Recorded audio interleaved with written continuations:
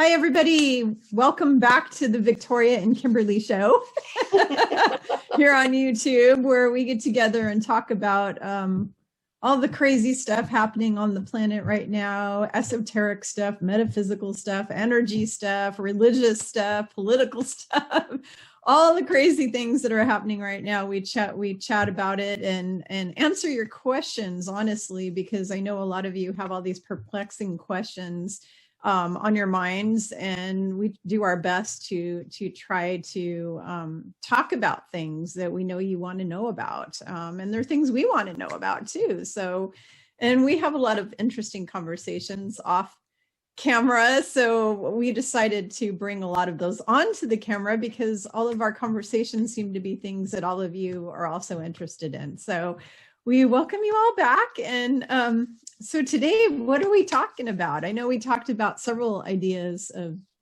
things, but like this morning, just everybody feeling frustrated. Like I'm feeling super angry and frustrated right now with the fact that I was expecting a lot of political things and a lot of truth to already have come out by now. It was supposed to come out months ago, honestly. And it's just been dragging out and dragging out and dragging out. And if you followed Charlie Ward or 107 or any of these truthers out there, they kept saying, oh, this is going to happen in this month and this is going to happen by that month. And then you keep expecting it and nothing happens. And then I'm sitting here and I'm just totally frustrated because nothing's changing. They're still rolling out tons of those poisonous, needle things in the arm, the sticky things. And they're still rolling those out to the planet, and nothing's being stopped. Nothing's changing. Their whole depopulation agenda is still in play. It's just like, what the heck? Yeah, it's really frustrating. So I was kind of tuning into this yesterday. I was like, did we get put back on the bad timeline again? What the AG double tooth books? Like, and the energy felt kind of different. I'm on the 29th. I woke up feeling almost melancholy, almost like tears, and didn't even know why. And I think part of that is, as you and I know, that part of that's the collective grief that humanity is feeling right now, and that collective frustration. And I think that's part of what you and I have been feeling as well. Is and Spirit told me back in January that things would start to happen by the end of April, and then we had other people predicting that things would happen by the end of May, and here we are. Nothing like any of the big stuff we expected to have happen. And so I tuned in this morning after you and I had that little frustration this morning. So I think yesterday my husband took my 15-year-old to get and it was his choice. He kind of won't let him back into high school without it. And so I just told him, I said, you know what, I don't want any part of it. If either of the kids come down with long-term side effects, I don't want that on my guilty conscience. So because he had asked me if I would take him, and I said, no way, no. You can do that, and then if there are side effects, then you get to deal with that. But I'm not going to support that choice. It's like my husband got it, and he talked my son who's at college into getting it. The two of them went and got it. They got both. They've talked my daughter in, and now she wants to go get one. And, doctors all over the world are saying that they're testing their patients afterwards and saying that they're totally infertile now. They can never have children.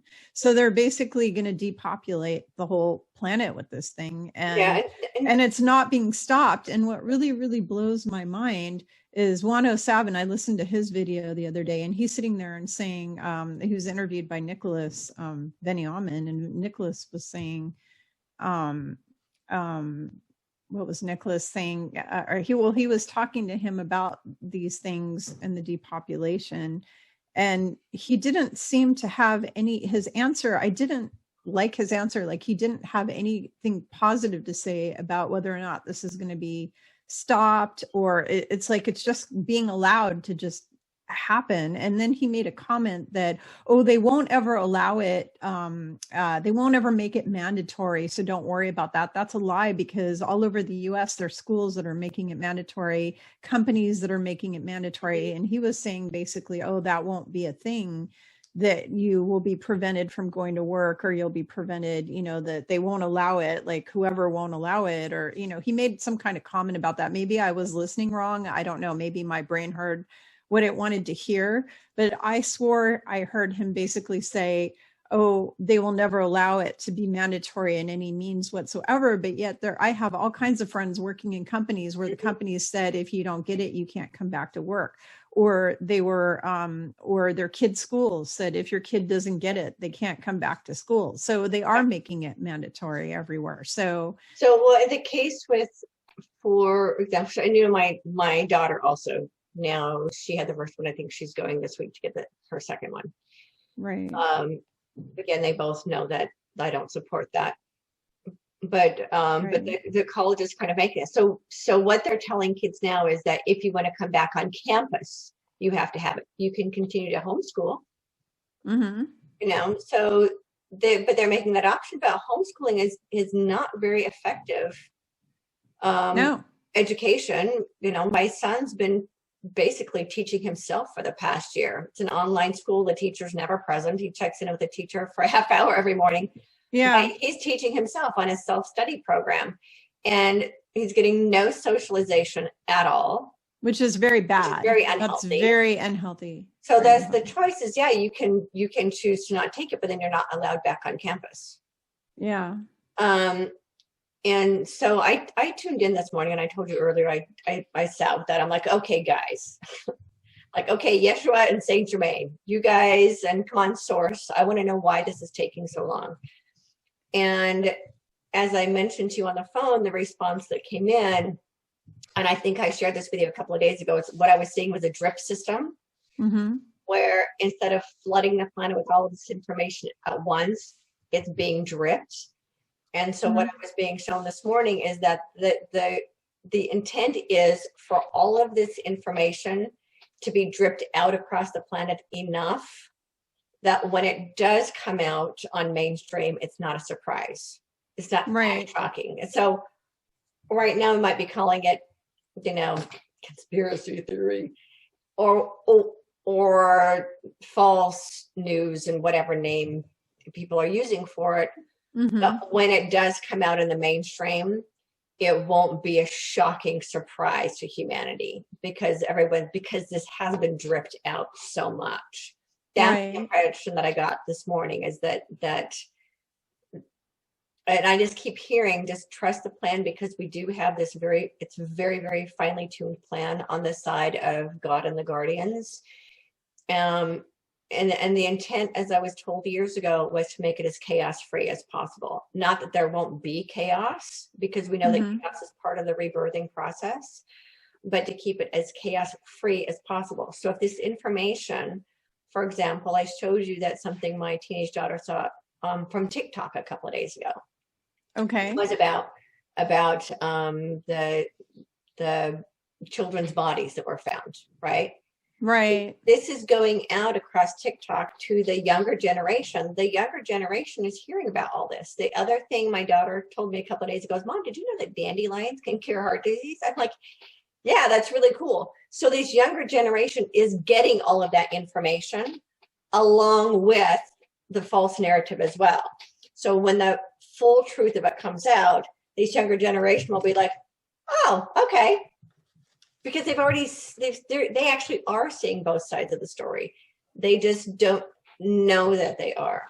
And I think that's the case, like across the planet in general, where people are getting enough of the whole story. Right now, it doesn't look like it's the truth, but when the truth comes out, it won't be as shocking as it would be otherwise. Wow. You know what really blew me away is Tarot by Janine Margeau. Who's just amazing. All of her readings are 100% dead on, and she's just a beautiful soul. I've interviewed her before. I want to have her back on my channel, hopefully. I know she's crazy busy, But she did a reading about the children's bodies that were found at the school. And apparently there's a whole bunch of Native American, Native Canadian, whatever, indigenous survivors of that whole thing who are basically talking about how they were, abused in really horrific ways. We're not going to even say on here because it makes me want to barf. Right. So they had horrific things done. A lot of them were trafficked. The kids would just go missing. They trafficked them. The Queen came to visit in that same area. The Queen and her lovely husband, who just supposedly passed, which I don't believe that. I think he's been off the earth plane for a while. The Queen and her husband came, and they supposedly gave them 10 children as a gift, and they went off on a picnic in the woods supposedly, and then the kids never returned again. The Queen and her husband supposedly took the 10 children from there on. This was in Kamloops, British Columbia, the same place where all this went down.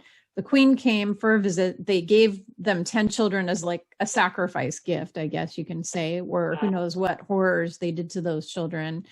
And as Janine calls it, the party drug that they make, that they use those children for and all that, God only knows. But, and the fact that that school was run by a Christian or Catholic organization. And if you look at all of these Catholic orphanages and places where they have children, terrible atrocities happen to those kids. And they found a grave with 35,000 bodies of, I think, babies and children in Ireland under a church or cathedral or school or something like that, whatever. I guess it was a Catholic church. So this so-called Christian church, which is really the Church of Lucifer, has been sacrificing and abusing children for almost 2,000 years. And it's just, it's horrific. It's horrific. Yeah. And I think what's going to start happening is again, people coming out, and two things I think we're going to start seeing. People who are going to start coming out and telling their true stories. I think we are at the age of true stories. And I mean, I've been hearing that for a couple of years, but now I think we're finally entering that time when true stories are going to start being the stories that are told. And that's why shows like mine and yours are so important, because this is the only way the truth is going to come out, isn't from the tunnel diggers or the exposers, the truther community, not that way, but through individuals telling their true stories. And the other thing Spirit was showing me yesterday is I think we're going to start seeing a ton of lawsuits, because that is the only language these massive corporations understand. They only understand it when it hits their pocketbooks. So I think we're going to start seeing a lot of class action lawsuits where the people are going to come together and doing these massive corporations. I think we're going to start seeing small companies who have been absorbed by these big companies start to sue their parent companies. We're going to start seeing a ton of lawsuits. And that's another way for it to be exposed without it coming from a controlled narrative that we're presently in. Yeah, well, it needs to happen that way because we know that Monsanto and Dow have been poisoning people in America and Canada and all over the world for a very long time.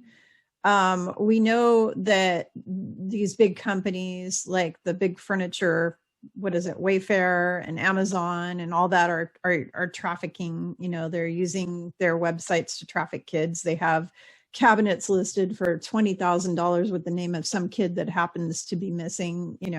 Come on, it's ridiculous.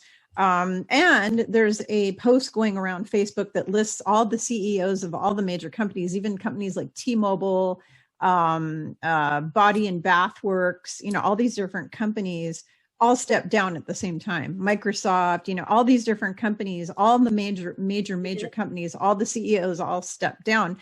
Well, if you watch, I can't remember whose channel, I want to say it was Michael Jaco or somebody like that, who was one of those people who were saying that all of those CEOs are hiding out on Mars on their base right now. And they have like clones here running the show because they don't want to be executed in tribunals because they're going to be snatched and put through tribunals and probably executed for crimes against humanity, and they don't want to be caught, so they're hiding out supposedly on a Mars base. Yeah, I hadn't heard that. I don't know if that's true. I just heard it. I don't know if it's true. I know that since 2019, there have been hundreds and hundreds of CEOs who have retired, yeah. Which is, and we. I don't believe it. Yeah, well, they've unbelievable. What Spirit was showing me last December was that they were being removed from their positions. That they would, and I needed to explain this after the fact. What Saint Germain was saying, that they would mysteriously disappear. And so people thought that meant they would just disappear from the planet. I'm like, no, they will just kind of disappear into oblivion, into has-beens. They just won't ever hear about them again. Yeah. And so where they are, these are people who won't even be missed. Well, they're all part of trafficking. They're all involved in trafficking children. They probably all do adrenochrome, or some of them, at least some of them do adrenochrome. They're all involved with all the elites. They're all basically a bunch of cabal puppets, they're all have their little strings attached, and they're being played like little, puppets. And they're just a bunch of idiot psychopaths as far as I'm concerned, Yeah. So one of the things that I was being shown is that, because, over the last 5 years, the corporate empires have basically been taking over the planet. It obviously wasn't before that. It's been very, very slow. And I kept asking, well, why aren't the antitrust laws working? Because we have antitrust laws that specifically are created to prevent these kinds of corporations from existing. And my understanding is that because of the way the international system works, that our antitrust laws only work with companies here in the US. If they're absorbing companies from around the world, it doesn't apply. That's why they've gotten so big. And I think what we're going to start to see, when more and more people who choose to, because you're going to see stores who won't let people come in unless they have the V card, and that there are going to be a lot of people who will just then choose to not do business with them, and they'll go business elsewhere. And a lot of those businesses, I think, are going to start going out of business because so many people will be boycotting them. Right. And what I think we'll start to see is that those regulations are coming down from their parent companies. And these smaller companies, I think, are going to start suing their parent companies for loss of business and loss of transactions. And they are going to want to be set free from their corporate empires.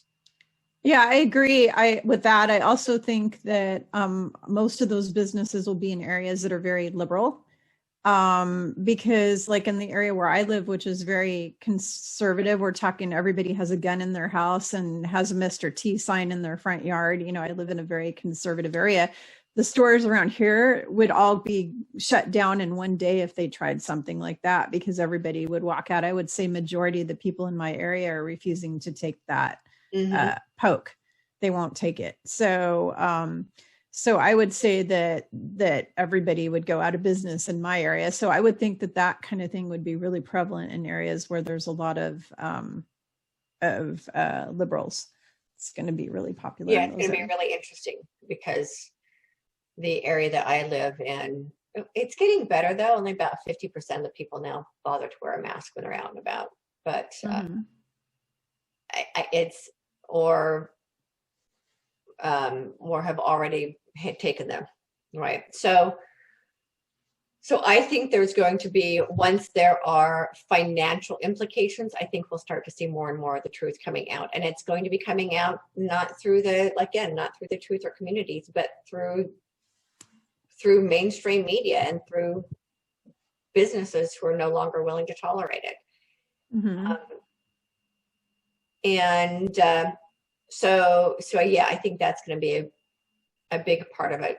Is, and the other thing too, I saw a couple of days ago, you might have seen on both Charlie and Nicholas were talking about this, the possibility right now they're telling people they have to, in order to travel. Yeah. And then it may turn around and be completely the opposite, because so many people are developing blood clots and side effects that insurance, that the airlines don't want to be responsible for that. May, by the end of the summer, be the other way around. The only people who haven't received this will be the ones who can fly. And then the airlines end up suing the pharmaceutical companies. Well, I was a travel expert and a travel agent for a long time. I had a travel blog for a long time. And what I do know is, like, when I fly, I wear compression socks, because flying actually increases your risk of blood clot by a huge amount, for many different reasons. I'm not going to go into all the details about that right now. But the thing is if you're already at risk when you fly of getting a blood clot, and then you're at risk of getting a blood clot by taking the poke, the two mixed together, basically everybody's going to be kicking the bucket like no tomorrow, and winding up in hospitals. And eventually this is going to be a crap festival. I mean, it's going to be a disgusting disaster what they're doing by making people, because all these people that are like, woohoo, I got my poke and now I can fly all over the world. They're all excited about it. Well, when they wind up in a coffin because they got a blood clot that went to their brain and caused an aneurysm, or went to their lung or their heart, or they're in the hospital and they're on blood thinners the rest of their life, they're not going to be so excited about the fact that they got their poke. I mean, that's the argument I'm having with my husband right now, because he's like, oh, I want to, because we both are really into world travel, and he's like, I'm going to leave you at home, because I'm getting my, I got my poke and you're not getting it, and so I'm going to travel all over and leave you at home because you won't be able to travel. And I'm like, we'll see who wins this. It might end up being the other way around. Yeah. So but that'll devastate the entire travel industry. And so what do these corporations, the only recourse these corporations have is to go sue the other corporations who caused the mess to begin with. Yeah. So I really think, and what Spirit was showing me about a year ago, is that the only way this is really going to get brought out into the open is through lawsuits. And I was reading another one this morning where all of the employees of a hospital are now suing the hospital. Yeah, I believe it. And you know what? Yeah. You know what blows me away is I have so many friends who work in the medical industry, and every one of them refused to take, because I worked in the medical industry for a long time, and I'm friends with so many doctors, nurses, and I'm talking in the allopathic. Okay, we know that the natural medicine people are no way in hell going to take that thing. I know a few that are. Because they're not awake. Okay. Right. But the majority of the holistic doctors and holistic people won't take it. But then there's a lot of allopathic practitioners who refuse to take it. In fact, I'm hearing as much as 55% of the medical people in the hospitals and the healthcare system refuse to take that thing because they don't want to be a guinea pig for an experimental drug. Yeah, absolutely. And I've seen that as well, because my background is in the medical field as well. I don't know if you knew that I had a medical company for 15 years. And that it's split about 50-50. My dentist, for example, not getting it, hygienist is. So even within the same office, there's that well, I'm choosing to not put that in my body, and I'll accept the consequences of not putting that in my body, when the hygienist is all woohoo, excited, I got them both, right? And so it's going to be really interesting to see how this plays out later, when the cold and flu season hits again. And then also, how companies are going to start suing each other, because again, it is the only language these corporations understand is lawsuits. So I think we're going to start seeing just a boatload of them. Yeah, just lawsuit after lawsuit after lawsuit. It's going to be, the legal industry and court system is going to be tied up for a really long time. That's going to be disaster. So I have a question for you. My thing is, okay, and a lot of people don't understand this, that when you're a psychic, clairvoyant, blah, blah, blah, when you do the work that you and I do, you can't see your own issues or like your family members. And it's that thing, like you can't see the nose on your face. So Right. I can predict really accurately for everybody else except me and my family members, my immediate. So I keep getting ganged up on by my husband, my daughter, my sister-in-law, one of our best friends, who all are into the pokey thing, and they gang up on me, and they all keep telling me, "You're going to get so you're going to get it, and you're going to die." And then they're telling me, "Oh, eventually every person on the entire earth is going to have this thing. Everybody on the earth is going to have it." Okay. Do you believe that? Because I don't, because I know people who have never been sick a day in their life with anything. Okay. I know people who rarely get sick with things. I know people who, like myself, when I used to get the FLUJAB, every time I'd get it, I'd come down with it. And then when I stopped getting it, I never got it again. And I don't get sick. And so they're sitting there and telling me in my face all the time, "You're going to get, if you don't get this thing, you're going to eventually get it and wind up in the hospital or wind up dead or blah, blah, blah, blah, blah." Do you believe that? Because I don't believe that, because I don't, it's kind of like when the bubonic plague went around the earth back in, what was it, the 15, 16, whenever that was, 1700s. When it went around. Cycled back through about every 10 years. It cycled back through. I think it went through 3 cycles. Yeah. And it took out everyone who didn't have a natural immunity to it. Yeah, but what I'm saying is, I guess it didn't take out everyone on the planet. Not everybody got it. It was a certain percent of the population who even got it. There were plenty of people who never even got it. Like they never got it. Even in places where it wiped out entire communities, it didn't take everybody. Like, no, for some reason, there were some people who were immune, who never got it. So my understanding, this is from me personally, because I know my heritage is English and Irish. So I have a natural immunity to it because my ancestors were survivors of it. So it's part of my genetic makeup. I think that's also why I don't get the flu, because I have a natural immunity to it. Right. I don't get the flu when I've never had the flu pokey. And I think the CV went through my house a year ago, and I had it felt like a cold for my whole family. And so I have the immunities to it. There's no reason for me to even consider getting the jab. But they don't test for that. They don't test for whether you have immunity or not. They just assume that everybody is going to get it and everybody needs the response to it. Right. The other thing that I saw a couple of days ago, and I'm sure that you saw this, is that they are not allowing people to donate blood who have had the arm pokey in convalescent situations. Did you see that? No, I didn't. But what's really scary about the whole thing is, in the future, if you need blood and you get it from somebody who has had a poke, then you're going to get whatever horrible stuff is now in their blood. You're going to get whatever that icky, God only knows, GMO. They're basically becoming a GMO, genetically modified person. You're going to get that blood, and that scares the hell out of me. So the entire future blood supply is now all going to be tainted with all these people, because people could go, and people who are poor, who need money, will go and give blood to get money and say, "Oh, I never got one of those."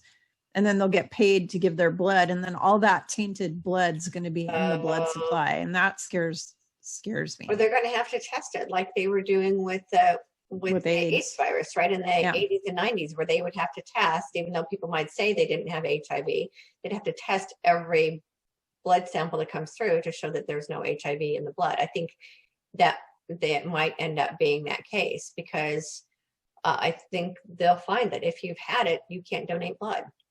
If you've had the arm poke, you can't donate. Right now, it's specific for convalescent homes. So think about how scary that is, though, because let's say 70% of the population gets the poke. So that means very few people can donate. And then what if lots of people need blood? I mean, that's a scary thought. That's really scary. So we better start praying really hard, like really hard. for all of this. The truth comes out before it gets too crazy. Yeah, because otherwise it's going to be a problem. They're saying 50% of people have had the first one, and or I'm sorry, 50% have had the second one, and 70% have had the first one already. Yeah. And now they're giving it to kids, so that it's going to be, the fact, and that's what really blows me away. You sit here and you go, oh, there's these people called the white hats that are supposedly trying to save everybody. I have a hard time believing that, knowing that they're allowing children to be myrtleized like that. I mean, they're allowing,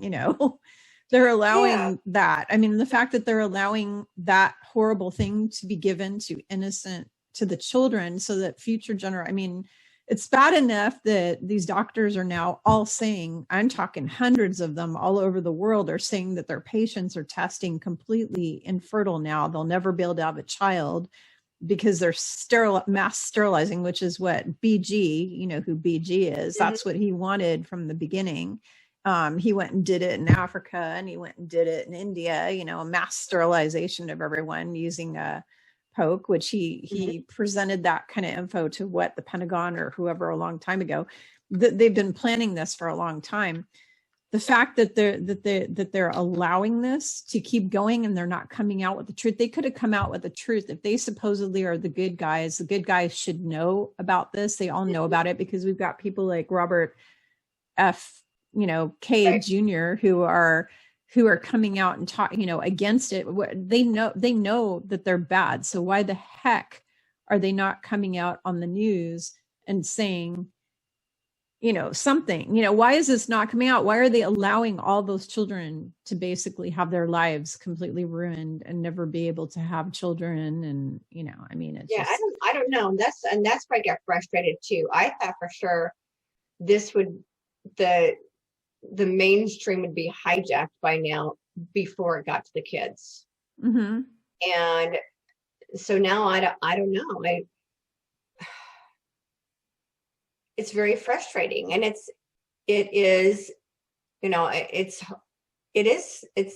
difficult to stay hopeful, mm-hmm.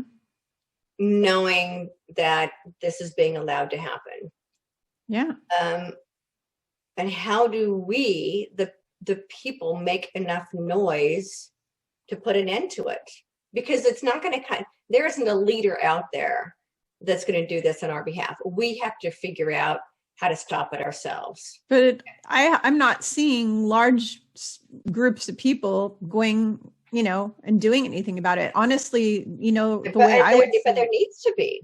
Yeah. And nobody's doing enough to do something about it. The thing is everybody's so much of a wimp. They have no warrior spirit, that they're just, they protest in the streets with signs. What does that do? What they need to do is they need to have literally, and this is going to sound awful, but this would be my warrior. If I was a full-on warrior and I had the protection, I mean, I'm not going to do this because I don't want to get my family in trouble and get put into the pokey or something like mm-hmm. that behind bars. But if I had if I was super powerful and had a lot of money and, what was really lived in some compound somewhere in the middle of nowhere with patrol people protecting me, I would take a whole bunch of people, take over the media station, mm-hmm. go in there, pull out all the news anchors, get on the news, take over the news and say, hello, everybody, guess what? You're all taking poison. I'd get on there and why are the white hats doing it? I mean, that's kind of what we expected at this point, was for the military to go in and take over the airwaves. Yeah, like the V for Victory guy. Remember that movie, the guy with the mask? It was like the guy that was in England, the guy with the mask. People wear it on social media. You see the picture of the mask, the guy with the mustache and the white face and the dark hair. There was a movie. Anonymous?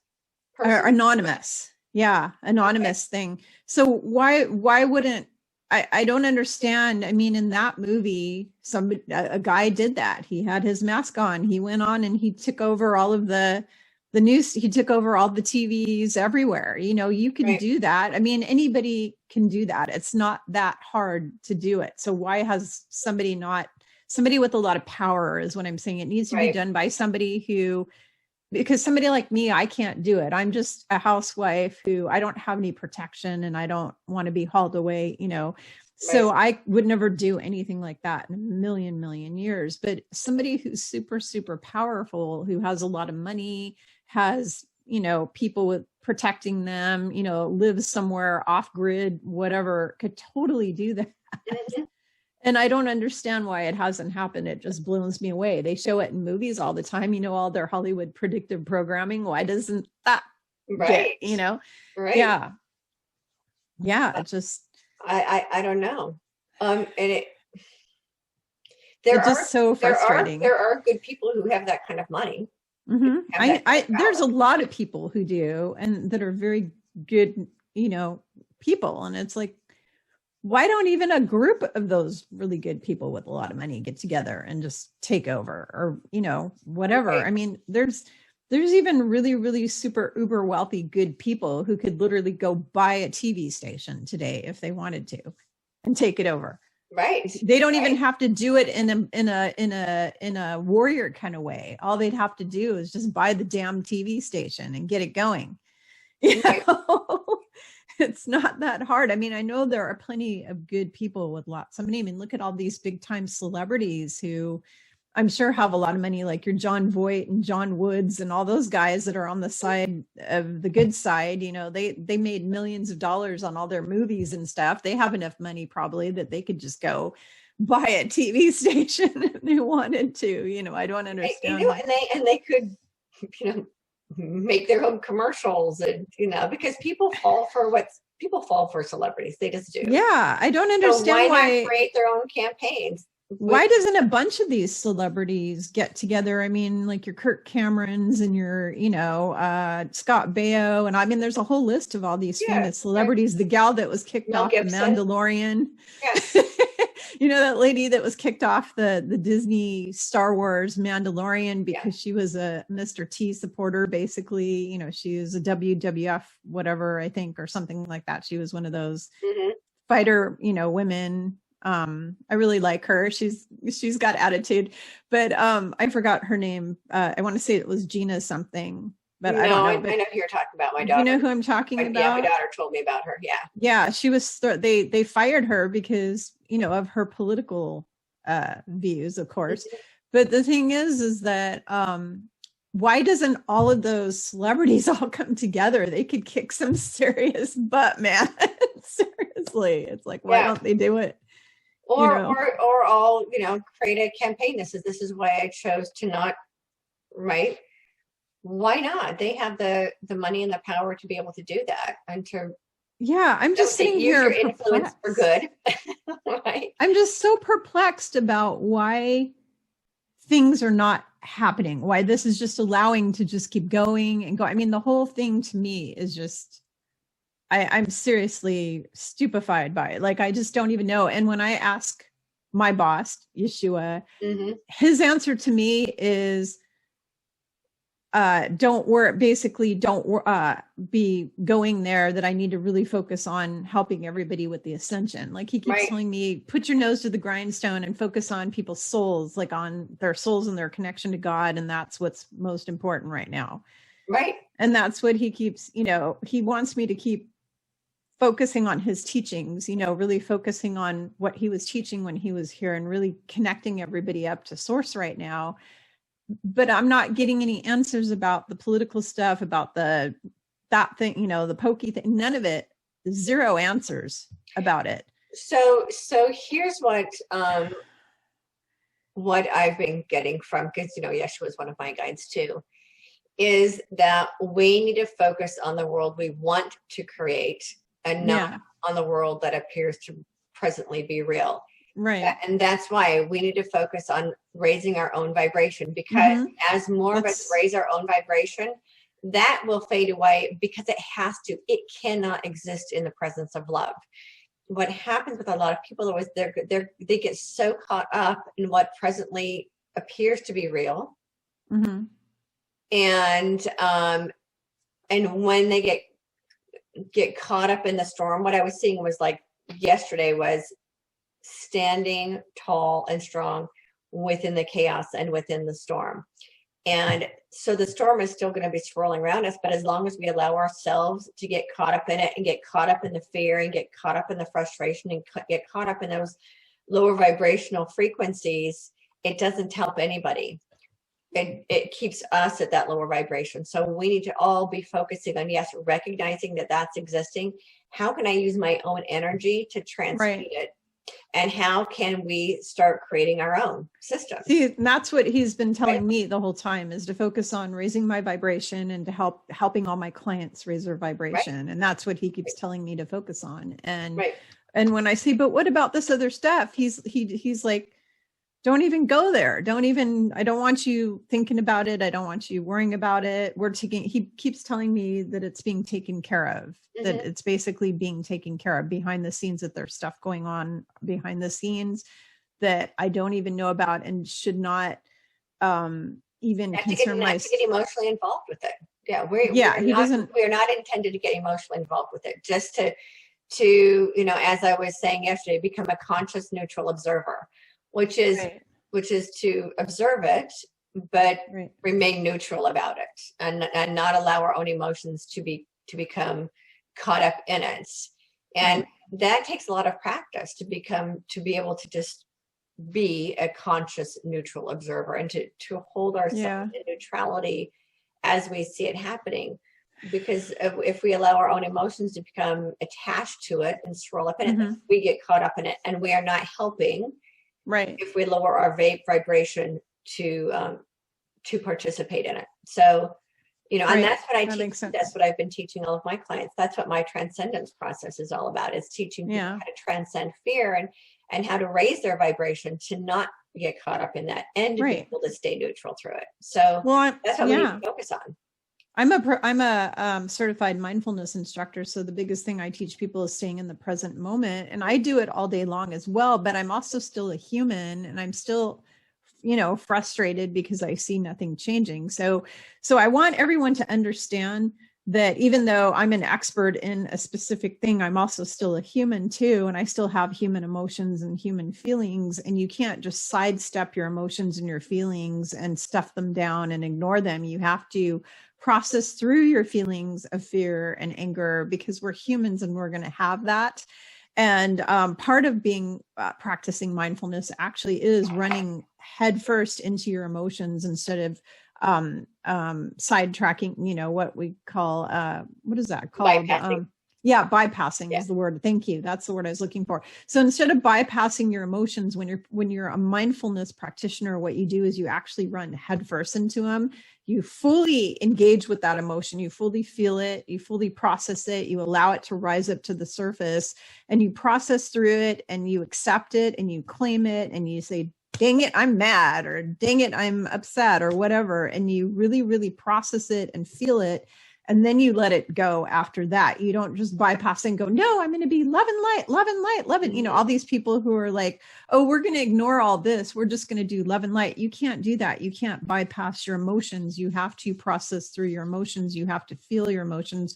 So if I'm feeling a little angry right now because things aren't happening the way they're supposed to, I am human and that's fine, but I need to look at the fact that, yes, I'm angry, accept the fact that I'm angry, process through that anger and move through it, and then go back to whatever, the joy, happy, joy, whatever, because you can't, because if you just try to focus on joy and happiness and you ignore all these other things, like being a little sad, being upset when you read something like they found 200 bodies or whatever it is, however many bodies they found under that school of children, you read that and you get upset because you're a human.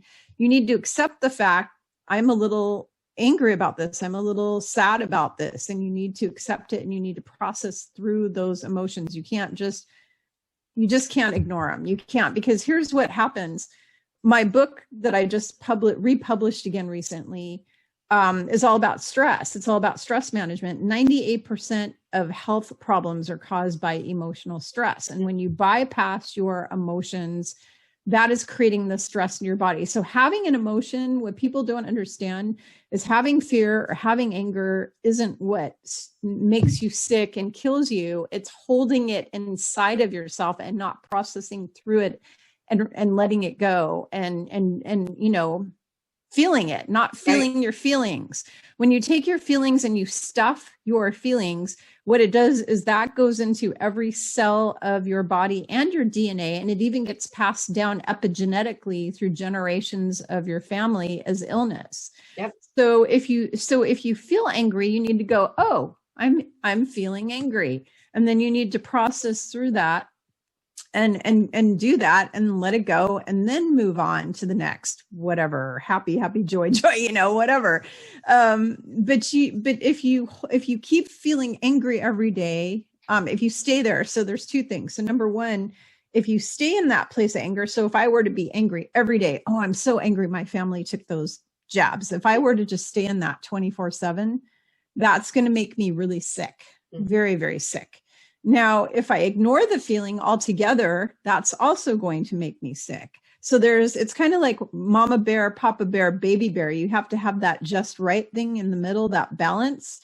So it's not ignoring it altogether, and it's not staying in it all the time. It's processing through it, moving through it, allowing it to happen, realizing it for what it is, like actually claiming it and saying, dang nabbit, I'm mad as heck and I ain't going to take it anymore, or I'm done. You know, I just watched a video with this gal who does Dolores Cannon's QHT or whatever that's called, the hypnotherapy, the quantum hypnotherapy thing. And she did a whole video about I'm done, where you write down all the things you're done with.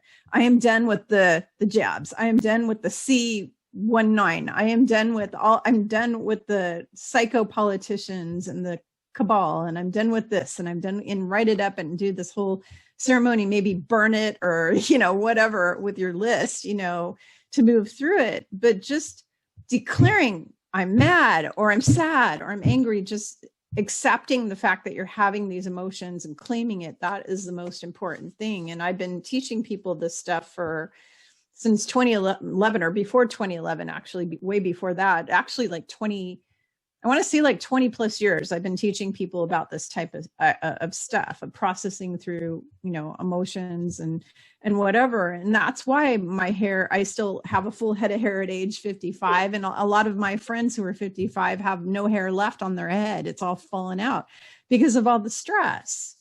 You know, the stress will kill you. The stress makes your face, you know, people always say, why is it that you look so young? Like I'll have some 20-something-year-old guy hit on me in the grocery store because they think I'm 30-something. Why? Because I'm processing through my stress. That's the fountain of youth. That's why the book is called The Real Fountain of Youth, is because if you want your skin to stay looking young, stop stressing yourself out and start processing through those emotions, including things like being angry about the world situation. You have to process through that. Yeah, because those emotions come up for a reason. So one of the things I explain to people is that when those emotions show up, they're there to show us something. Yeah. So you don't ignore them or stuff them down. It's like, okay, I'm feeling this. Why am I feeling this? Oh, okay, I see. I feel this way because, and then you learn the lesson from it. And then it literally starts to transmute itself. We have to take the time to stop and recognize it and accept it and see what it's trying to teach you. So I talk about anger a lot. So I compare anger with fire. And so fire, again, anger, if anger is aligned with love, it can transform entire landscapes. If it's aligned with fear, it can destroy entire landscapes. So fear to me is like fire. So it's like not fear, anger is like a fire in the heart, right? Spot fires are really, really helpful for creating change. So, and I grew up in forest, like you're in forest fire country as well.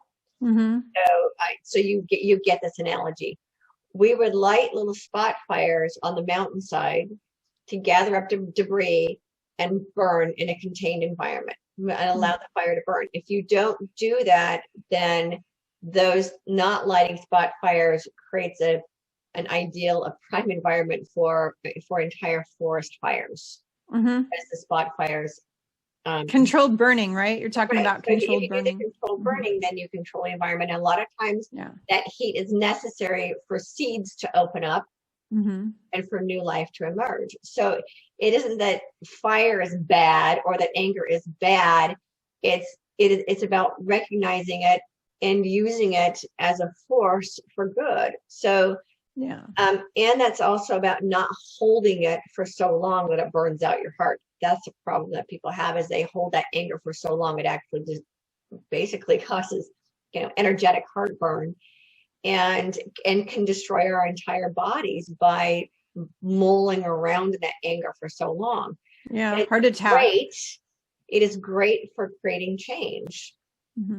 If we don't hold on to it for so long that it destroys us and everything in our path. So like seeing that story about the children, I'm so angry. What can I do to make it? How can I do something on my part so that this doesn't happen again? Yeah, channeling it. I talk about that with my clients all the time, like when they're grieving or whatever, you need to channel it into something, and that's really important, get really passionate if it means taking up a canvas and some paint and painting your feelings or something, Starting Mothers Against Drunk Driving, right? Yeah. Going out and starting a revolution, going out and starting, some kind of a new nonprofit organization, going out and healing a whole bunch of people. There's just so many things that you can do with those emotions to channel them. Right. Really, really. Yeah. So instead of stuffing them or letting them consume us, let's do something with them. That's why I said anger in the hands of love. That becomes courage. That can change the world. Yeah. So we just have to learn how to recognize it. And, I'm just reminded of one of the things I was taught growing up about being slow to anger. And then if you feel anger, to just pretend it's not there and to keep your mouth shut about it. Yeah, that was the way we were taught. In your body. Yeah. Yeah. When I was growing up, I noticed everybody was being taught those same kind of things. Like, don't cry because it makes you look like a sissy. Like they tell boys, especially, oh, don't ever cry. You're a boy. You're not a man. You're a little sissy if you cry. And it's like, so you have all these men keeling over dead of heart attacks. People sit here and wonder, why is it that men have always had a shorter life expectancy than women? Well, going back to when they're babies, they're told you're not allowed to have emotions. Right. You're not allowed to feel your emotions. You're not allowed to process through them. Somebody upstairs here in my house who, he was raised that way, and, he won't listen to me, but but they can end up then being explosive and diseased adults. And I say it that way because all disease is dis-ease, right? It's being out of our natural state of ease. And that when we stuff it for so long, and a lot of women do this, and this is kind of what I was told to do growing up, is to stuff all of your emotions, and that suffer in silence was basically one of the tenets for the women in my community. And so what happens with a lot of women is that they stuff it and stuff it and stuff it and stuff it until they explode, and they explode on the people they love the very most, rather than expressing it as they're feeling it, letting it out of their system, and then letting it go. So we have to be willing to let this stuff out of our system as it arises, and instead of letting it build up and destroying ourselves and destroying our family. Yeah, like blood. So breast cancer, heart disease, cardiovascular disease, heart attack, high blood pressure, lung diseases are all caused by holding on to anger, shame, blame, grief, and guilt, because we hold all those in our heart chakra space, and it affects all the organs in the heart chakra space. So I notice all these women who've had really horrible lives who die of breast cancer. Like if you were to analyze every woman who's ever had breast cancer, you're going to find out a lot of them have either had extreme grief in their life, a lot of anger that they've been holding on to, or a lot of shame or blame or guilt, a lot of guilt because their family, the way they were raised, they felt guilty for every little thing. Also unforgiveness. If you are holding grudges against a ton of people for a lot of reasons, like even if you hold on to a grudge against these monsters, who are killing the children all over the planet. You know, you have to let that go over to God, because they're going to get divine justice. They're all going to get their butt kicked. But don't hold on to a grudge against them, because that's going to make you have heart disease and breast cancer and all these terrible lung disease, lung cancer. All these things are going to happen because illness shows up in the energy body first, which is why when I scan people's chakras, I can tell them literally what kind of illnesses are going on and what the root causes of the illness. But it shows up in the energy body first, and then it goes into the physical body. So if you keep holding on and holding on and holding on, the longer you hold on, the more the illness is going to, it's like planting a seed of fear, and then the seed keeps growing bigger and bigger and bigger and bigger, you know. Right. And it consumes the entire body.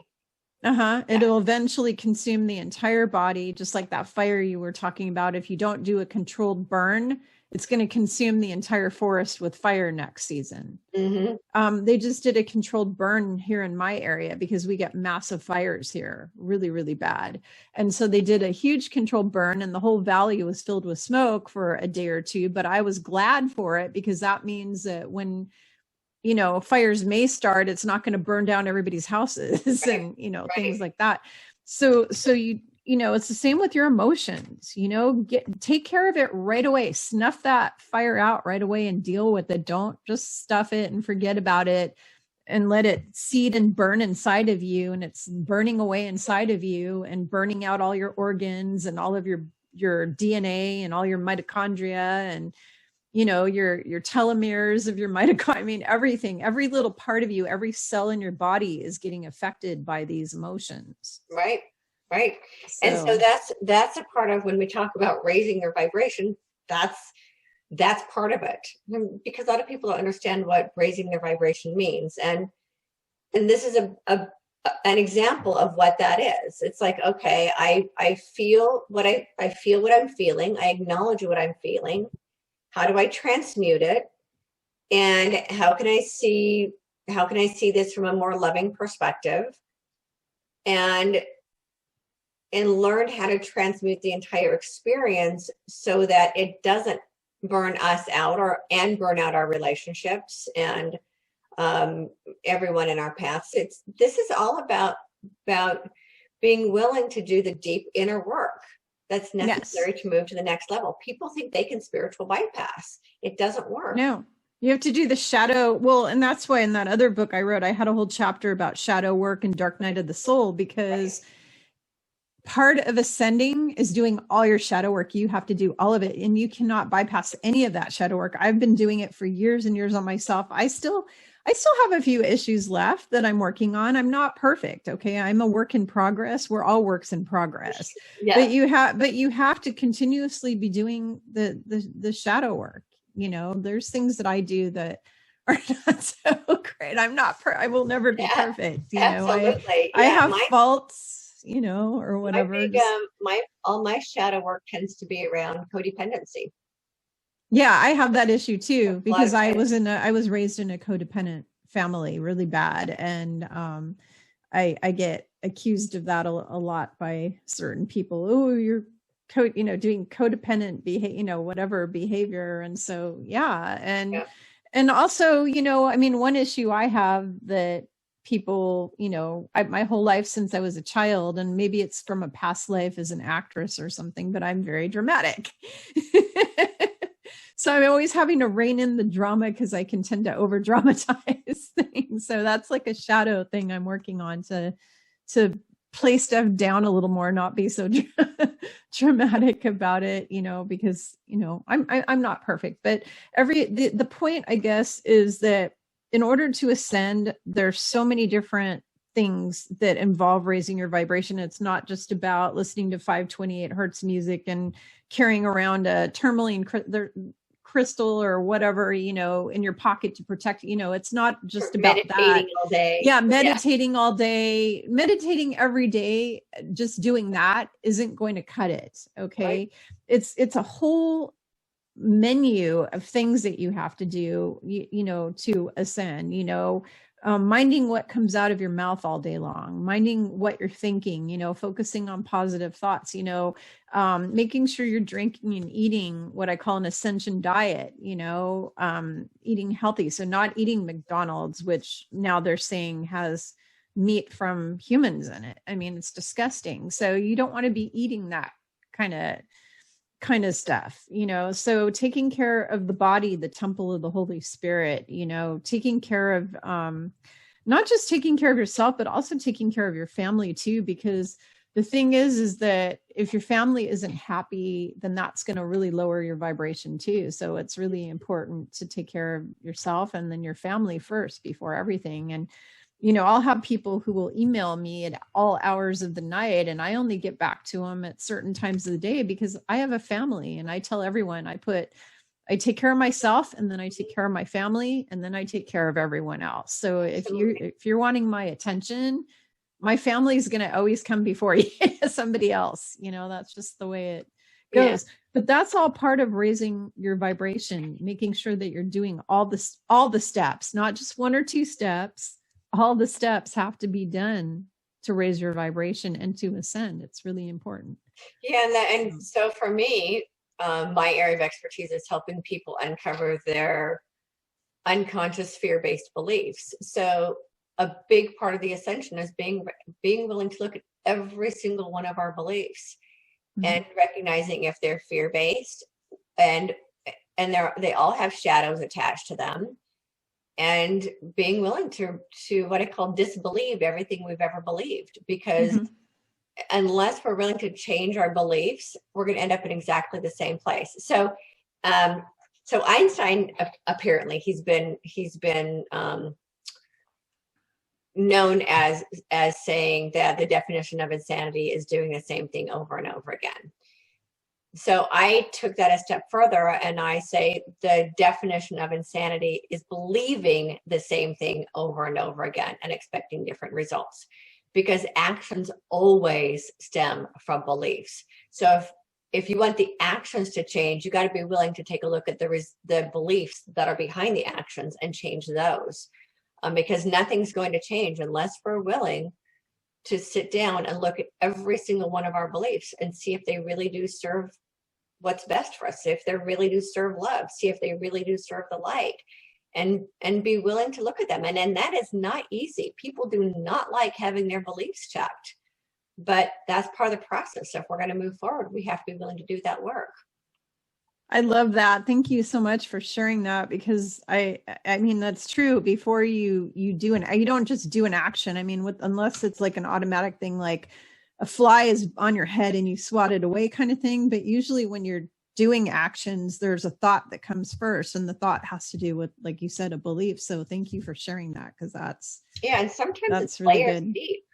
Yeah. Sometimes it's like, okay, what's the belief underneath that? And then what's the belief underneath that? And what's the belief underneath that? And when you finally get to the very bottom belief, then you can start to see how those beliefs are layered on top of each other, and how that turns into, for example, in my case, codependent actions. What is the very, very, I'm finally finished with those codependencies. Thank God. That's really mm-hmm. painful to let them go. Mm-hmm.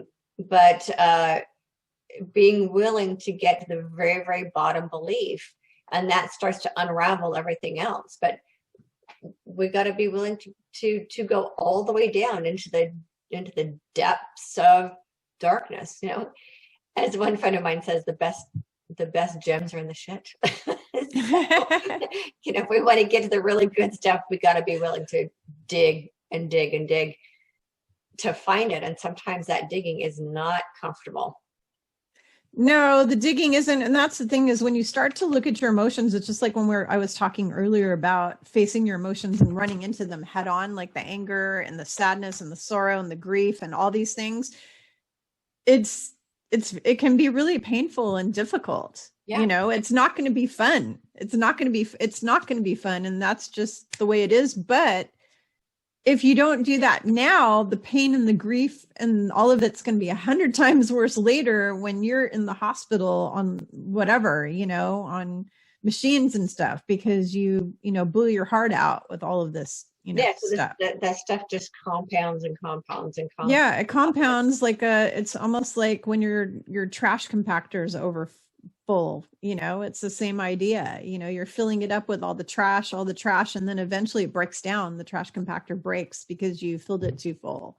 So I have a little thing that I do. You'll get a kick out of this. I have what I call my etheric field, which is a field of creation where I create energetically and then I watch it manifest physically. So in my etheric field, I have what I call a cauldron of transmutation.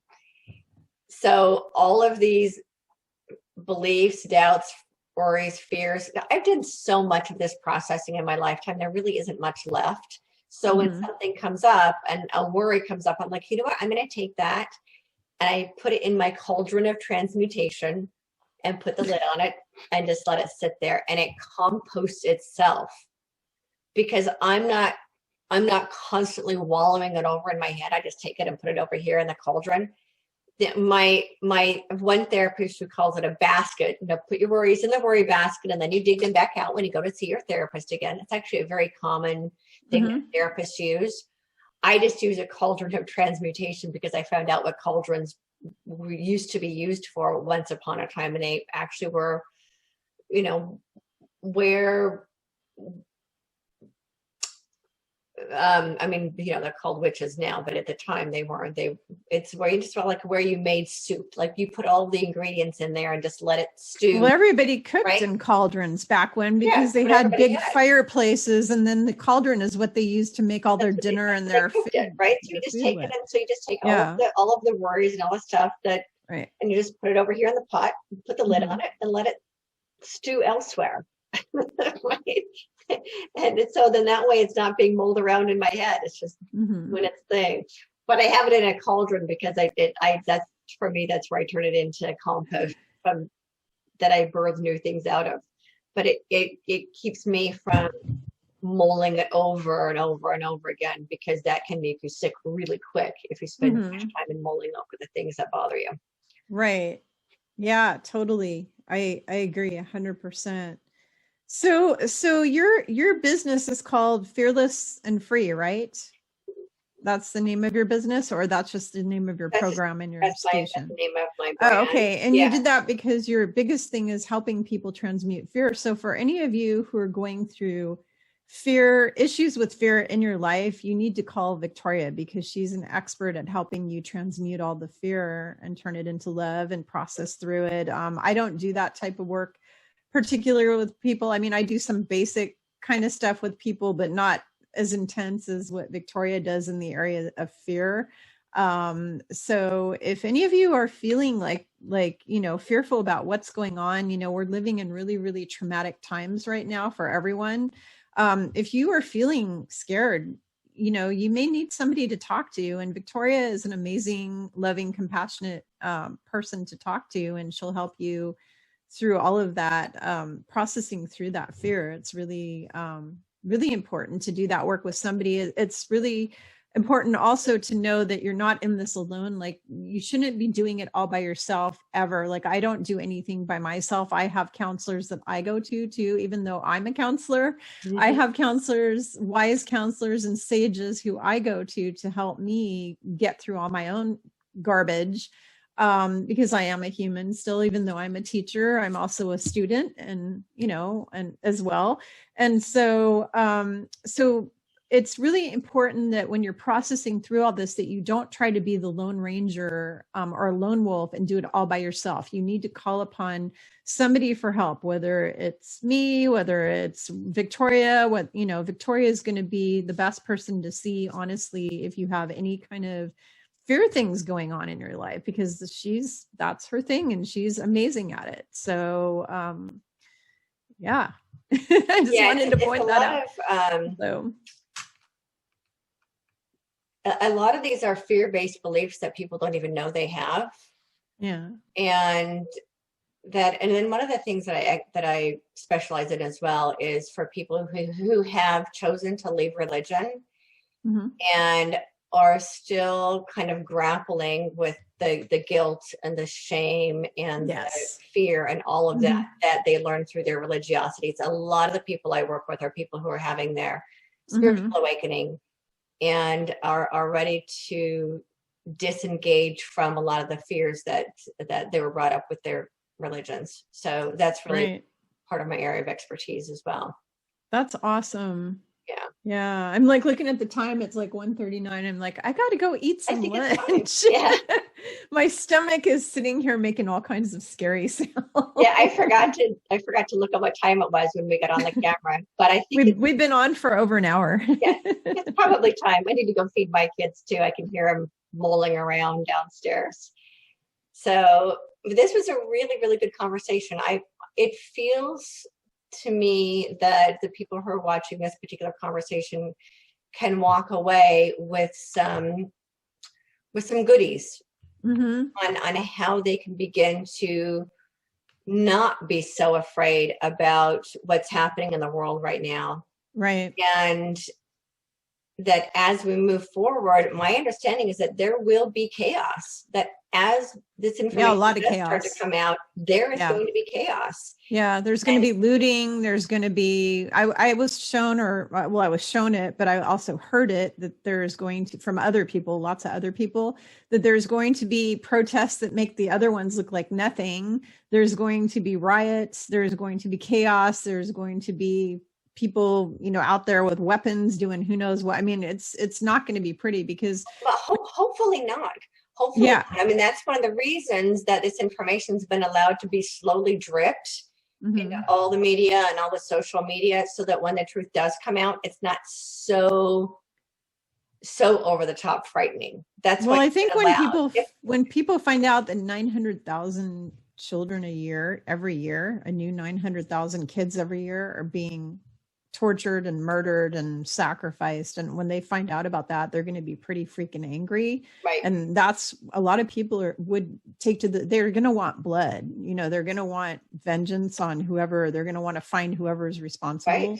Right. So that is a possibility. I mean, you have to look at the reality of what's going to happen 5 steps ahead. If this comes out, what is the emotional reaction going to be? There's going to be a lot of people who are going to be really flipping their lid. The other thing is when the truth, and I keep telling people when we talk about the truth about the Bible and the truth about religion, and I always say to people, you don't have to believe me if you want to or not. I don't really care, because in the next 2 or 3 years, it will all be out there. And when people find out that the 3 major religions and the other one, Buddhism, was altered. I mean, it was originally a good thing, and then it's been messed with a bunch. But all of these religions have all been created, for nefarious reasons. When they find that out, they're going to be not only horrified and upset and disgusted that everything that they thought they knew and were raised, what they were raised with, all the ways, all their beliefs were all a lie.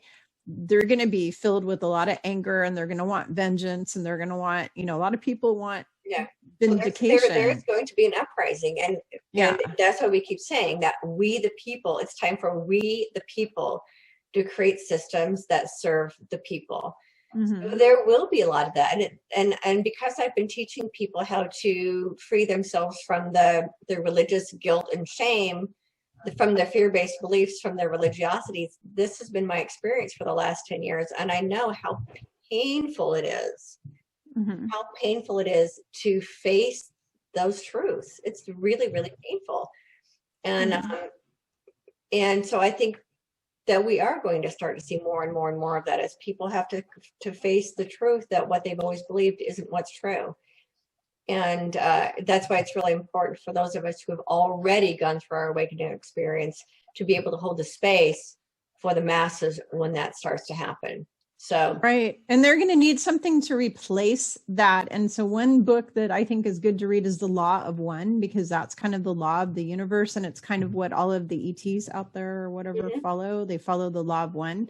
And so the people will say, well, if religion is bad, does that mean there is no God and blah, blah, blah? No. It's totally the opposite. There is a God. There was Christ. Christ came here, and he came here to teach. And basically the teachings he asked me back in 2011 to continue his teachings. Okay, so that is true.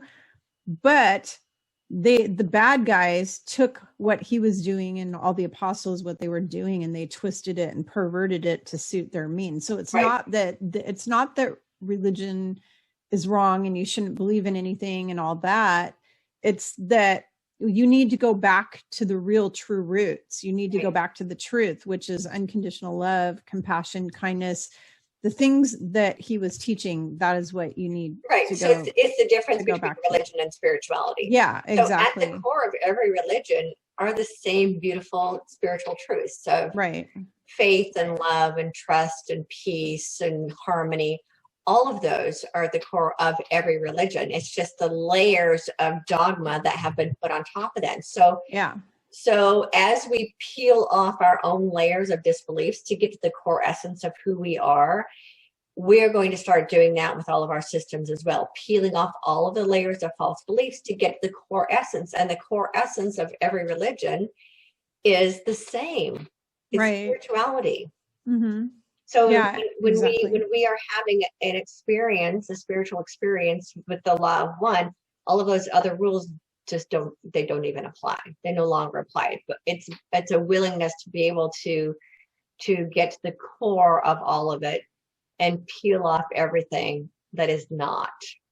Right. And you know, the 10 commandments that were handed down to Moses when he was up on that mountain, I'm 100% sure that came from the benevolent ETs who were trying to help people to follow, because there was so much lawlessness going on. People were committing adultery and doing terrible things and stealing and murdering and pillaging and doing bad things. And I think that was some kind of ascended master or benevolent ET's attempt at trying to bring law and order to the planet. And so I think that there's precepts or things from the religions that are very good. Like there's things that came out of religion that are extremely, you need to pick the things out of the religions that is mutually beneficial to the entire planet. Right.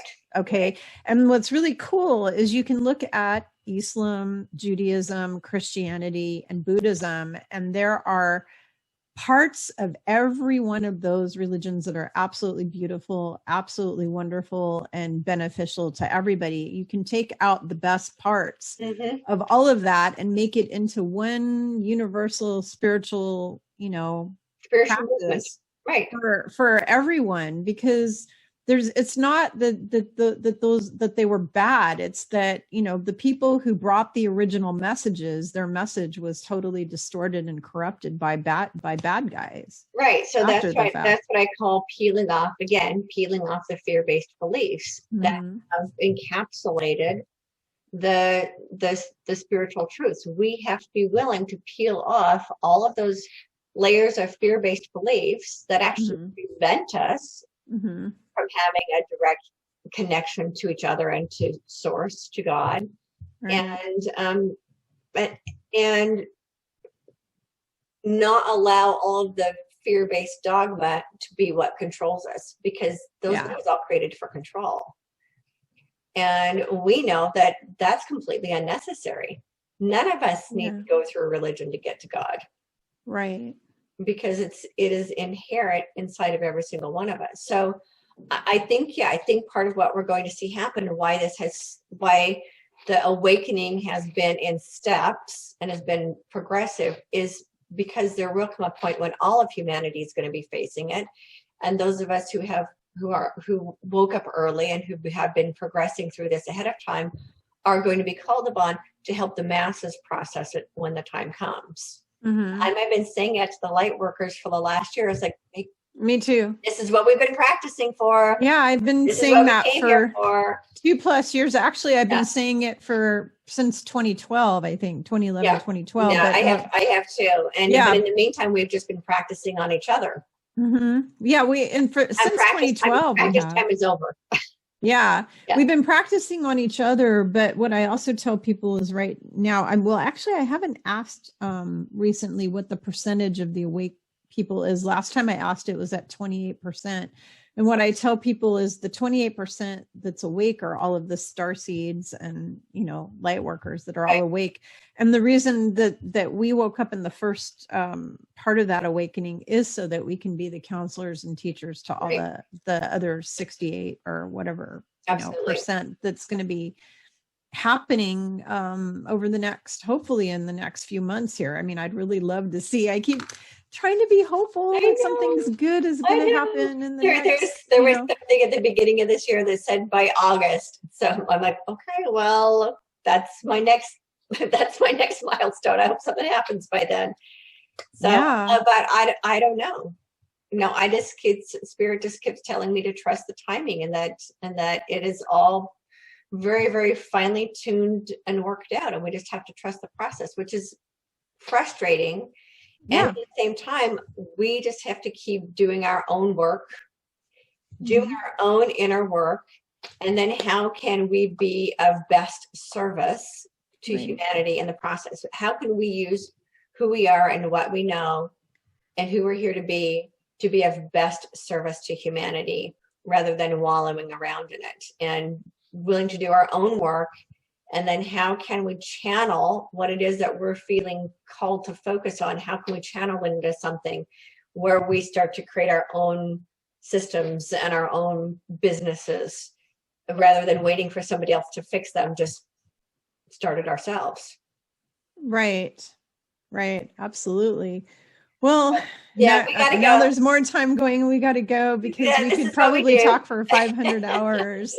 Because we have a lot to talk about, but and we're going to keep doing this for all of you until we don't have to do it anymore, honestly, because we're here to help you. And we know that these videos, I mean, I get hundreds of emails, literally hundreds of people thanking me for the service I'm doing and what I'm doing. Cause I'm taking time out of my Memorial Day holiday to sit here and do this because I'm trying to help you all. And so is Victoria.